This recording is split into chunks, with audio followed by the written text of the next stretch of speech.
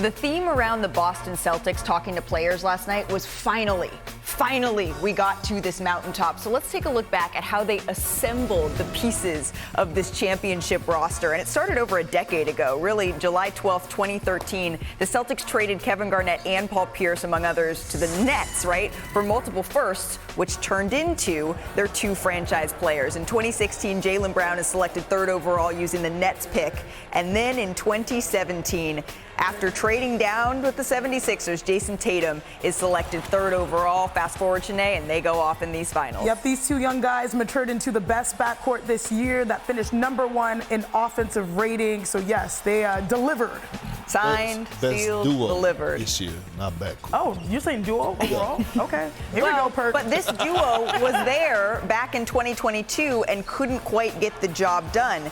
They needed a couple more pieces in order to complete the mission. So who were those pieces, you may ask? Well, let's go ahead to February 10th, 2022, when the Celtics trade Josh Richardson and a first pick swap as well to the Spurs, right, for Derrick White here. This is a low-key, brilliant trade at the time. People in the league didn't even know Derrick White was available. This was the beginning of the march towards Wembanyama, and it worked out for everybody.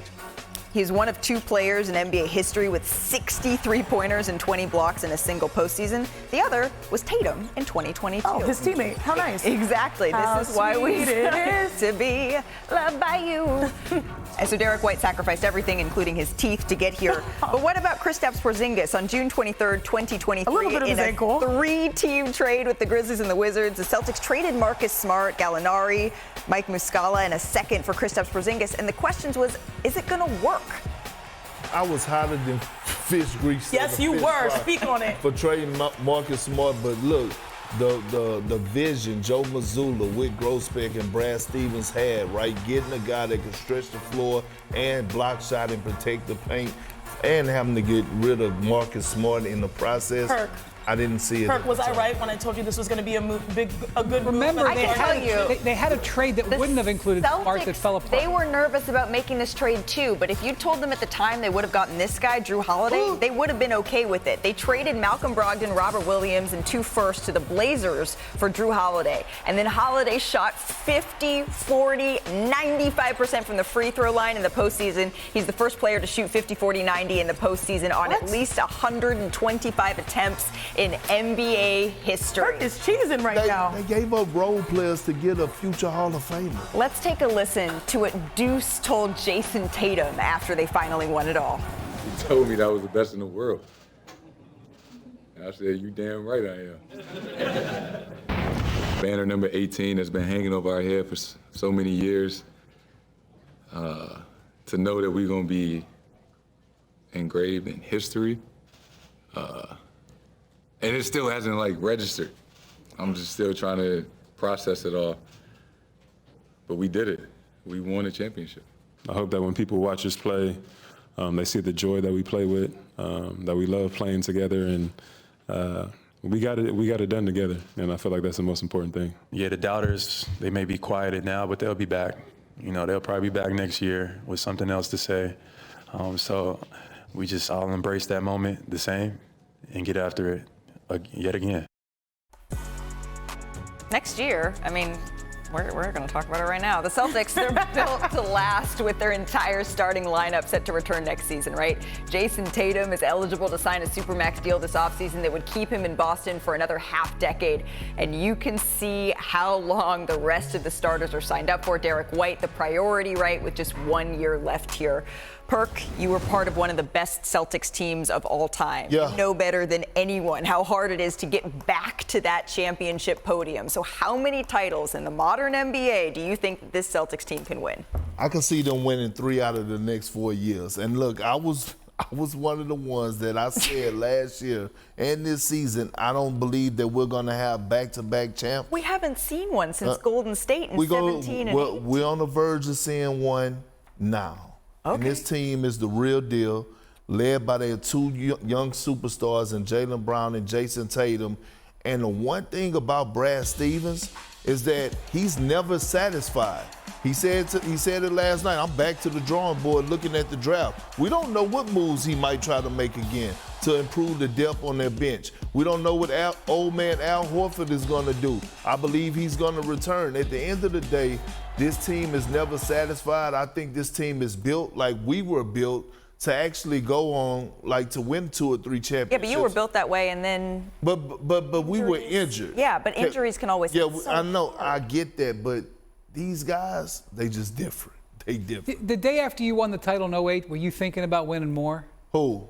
The Celtics. Absolutely. Because I just think they should celebrate winning one. I get that, but let me explain to you. Now, I know our celebration was probably a little different than them. It looked like they went out on the town.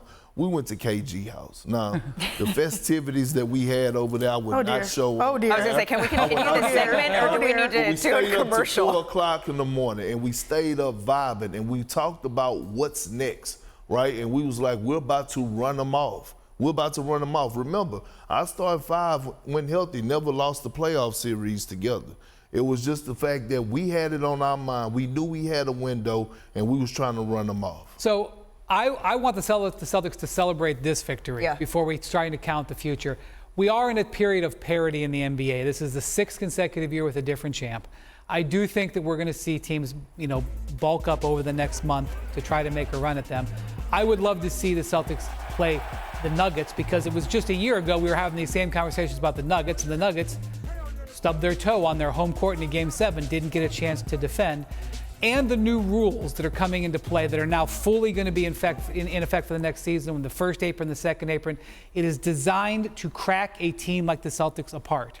Having said that, the contract extensions that you talked about for White and Tatum won't kick in until after next season. So they will be there for next season. And the most important thing out of all this, Tatum and Brown are 26 and 27. They're going to be signed for many years into the future, and I see no stopping them from being highly competitive for years to come. When Joel Embiid, when he came on the countdown for Game 4, he talked about the new CBA and the East was hurting, things of that nature. Our guy, Bobby Marks, he quote tweeted, he said, "I have news for Joel. If there's a team built to negate the apron rules, it's Boston." When Bobby says it, I'm listening. Then we are listening. I'm listening. One of the reasons we're listening is because of this dynamic duo in Boston. Jaylen Brown, of course, took home the Bill Russell Finals MVP trophy. He averaged over 20 points, 5 boards, 5 assists through the NBA Finals, marking the end of a dominant playoff run where he was also named MVP of the Conference Finals. And I had a chance to interview him just moments after he stepped off the stage last night. Banner number 18 has been secured. The Celtics are NBA champions. There was a moment in 2016. This clip has been going around. I'm Jaylen Brown. One day I'll be here in this final. I want to get here so bad. I will be here. And now you're here. What would you say to that 20-year-old Jaylen Brown? Just stay the course. Never let anybody break your spirit. Listen, be grateful, enjoy these moments. And some of the moments that you think are adversity or setting you back they're really setting you up. So just stay the course. It's been 7 years that you and Jason Tatum have been teammates. There's something to be said for winning with the guy who's been next to you for that long. How would you sum up your partnership? It's been fantastic, and I can't speak enough about JT and his sacrifice and his selflessness all season long. We won as a team, we played as a team, we trusted the game plan, and JT was the head of that snake. So for us to be able to be where we are, JT had to be who he was. And it's just amazing that all the heartbreak that we went through, coming up short, not meeting expectations, it just makes this moment even more special. And to share it with him through all the growth and adversity, through all the media, it just it's amazing. An unbelievable run, but it will end in disappointment. Back in 2022, you said that summer was incredibly difficult. To be able to replace that memory with this one, can you sum up that feeling? Yeah, and I think the reason why this moment feels so awesome is because of those moments before. I know what it feels like to lose. I know what it feels like to let people down, let yourself down. It changed me. It helped me grow. And those moments really helped lead to this one. So without those moments, we don't get these.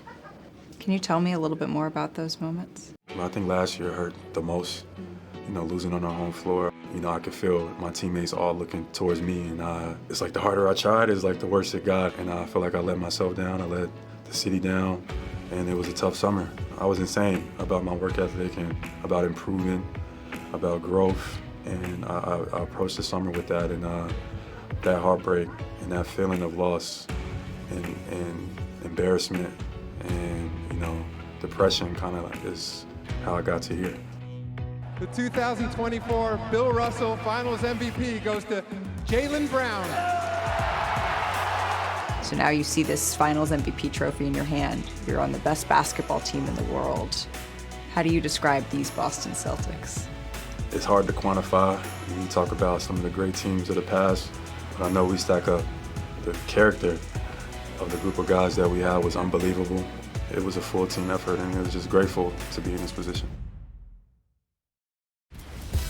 That is my favorite interview that I get to do every year, seeing guys on the mountaintop. So congratulations to Jaylen Brown, but we thought we'd celebrate a little more with some top of the top best of Jaylen Brown in the NBA Finals. Where's Richard when you need him? It's presented by Charles Schwab. And we're going to start first up, this poster from Game 1. Excuse me. Let's go. Oh my goodness. Double contest. You talking about snatching the screws out the rim, the split of the screen. Man. Beat 4 guys. And then from Game 3, remember, you want to see you move, shake, and then drive. What your mama Look said. at Kyrie, and that set the tone. Look, he's playing the 5 right now. Well, he's playing the 5 position because he was guarding Daniel Gafford. This one was the Game 3. This is the poster, right? On shake, the road. drive. Good night. Good night. This was the stretch. This Game 3 stretch is when you were saying, okay, let's talk about Finals MVP for real. Look at the bench reaction to this one. And then you get the steal. It was the cross. It was the cross. It was the cross, but it's also the finishing at the basket. I ain't laying nothing up.